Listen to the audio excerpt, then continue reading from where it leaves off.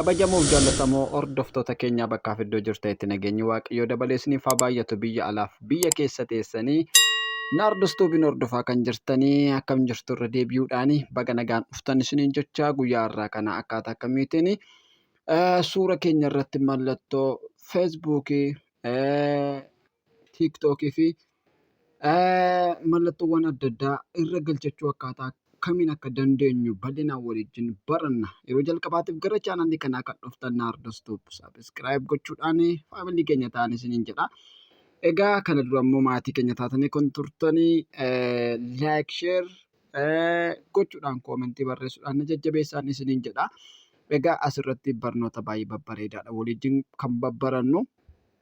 Barnoota kana bal'inaan waliin kan ilaallu ta'a waan ta'eef kanaaf maatii keenya ta'an hordofaan isiniin jedha.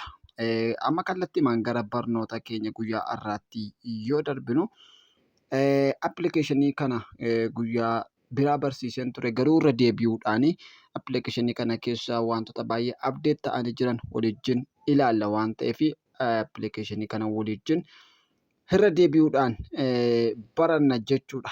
Egaa jalqabaa fi gara appilikeeshinii buufachuu yoo barbaaddanii akkuma yeroo baay'ee isinitti dubbadhu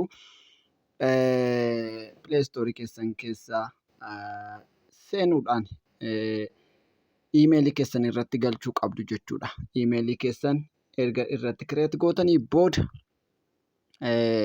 waa buufachuu kan dandeessan jechuudha. Akkasitti isiniif buusuu hin danda'u waan ta'eef dirqama pileestoorii keessan namoonni baay'een ni fayyadamtu ni beektu garuu akka carraa namoonni hin beekne yoo jiraattan pileestoorii keessan keessa seenuudhaan sirreeffadhaan isiniin jedha iimeelii keessan irra galchadhaa. Ittaansuudhaan achirratti pileestoorii keessan irratti luum jettanii barreessitu ani kana dura buufadhee waan hin qabuuf appilikeeshinii sana akkaataa kanaatiin isinitti agarsiisa. Kunoo appilikeeshinii kanaadha luumii kan jettu kanaadha jechuudha.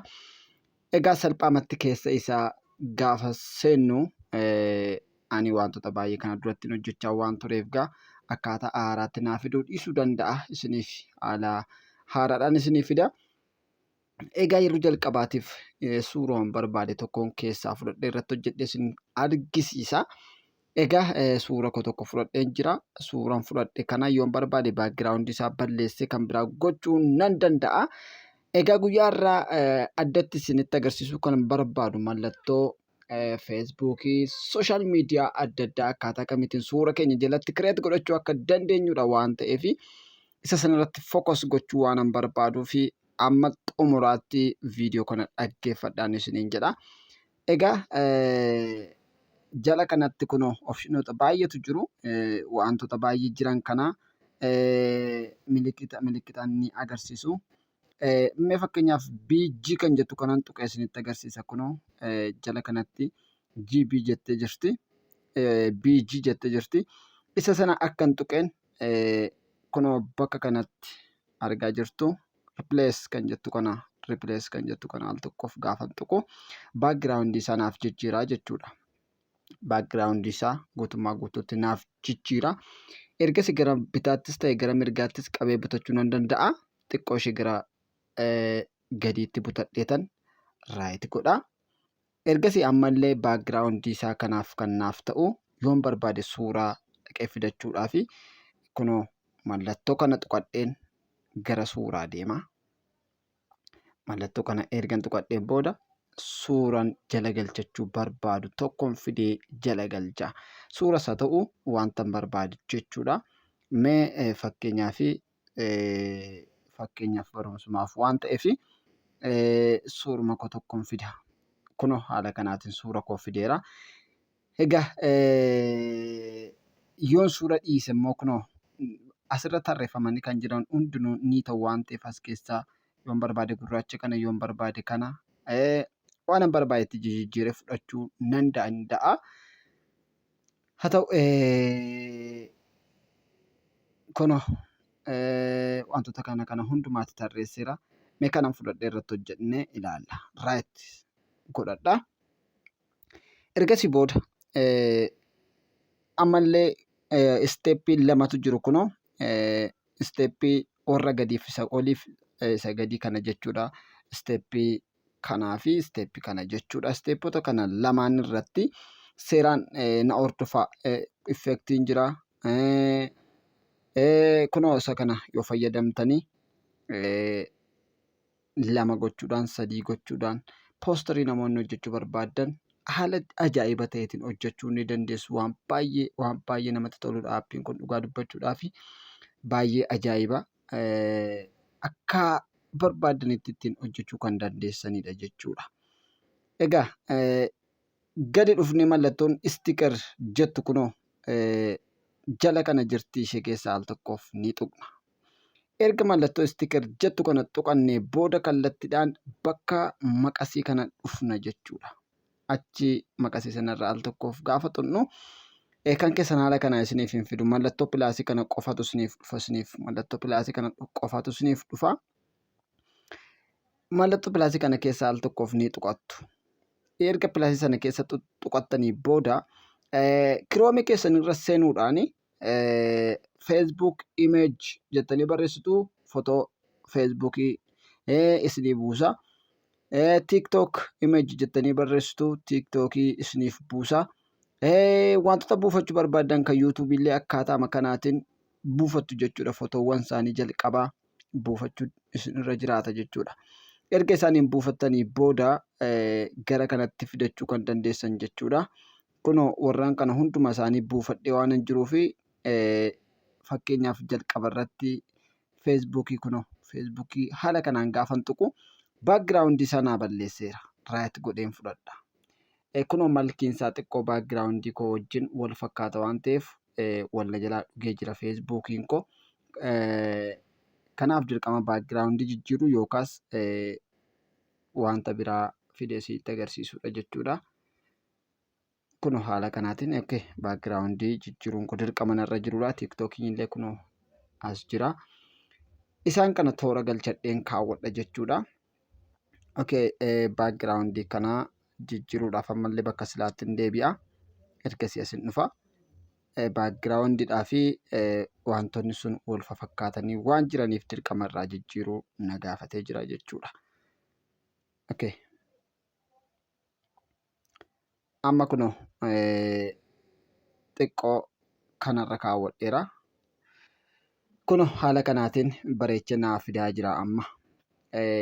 Saayizii isaa baay'ee xixiqqeessee gochuu nan danda'a. Yoon barbaades guguddisuu nan danda'a jechuudha.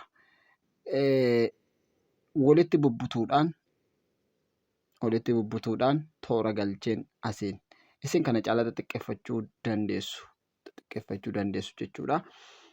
Ammallee yoon barbaadee wantoota jiran hundumaa as jala galchachuu nan danda'a. Wantoota barbaade hundumaa jechuudha. Wantoonni afaan feesbuukii fudhadheera. Waatsaappii dhaqee fudhadheen itti dabala. yuutuubiin illee kunooti. yuutuubiin illee haala kanaan xiqqeessuudhaan kunoo bakka kana nan ka'a jechuudha. Ergasii fuula isaa duratti wantoota barreeffamuu qaban barreessuu na barbaachisaa jechuudha. Isa irratti ergan godhee booda kunoo akka isa barreessuudhaaf immoo tekstii kan jettu kun jala kana jirti. Tekstii kanarratti al tokko ergan tuqee asitti maal jedheen barreessaa yuutuub jedheen barreessaa. Yuutuub ergan jedhee booda kunoo bakka kana fidee hin ka'aa jechuudha. Malki isaa yoon barbaade garan barbaadetti jijjiiruu nan danda'a. Barreeffama yuutuub jedhee barreesse kana garan barbaadetti jijjiiruu nan danda'a jechuudha. Barreeffama kaalarii isaallee waan barbaaderra godhee jijjiiree bareechee kaa'uu nan danda'a. Egaa bifa kanaan haa ta'u. Ergasii inni lammaffaan TikTok.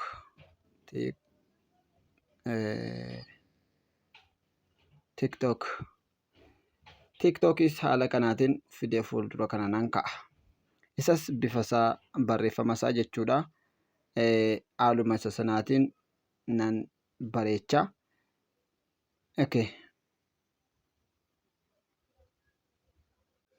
Okay, Instagraamis barreessee ergan haala kanaatiin fidee bakka kana fuula isaa dura nan ka'a. Ergasii booda kaalarii isaa akkuma sanaa nan godha jechuudha. Ergasii ammallee feesbuukiitu na hafa. Feesbuuk illee haaluma kanaan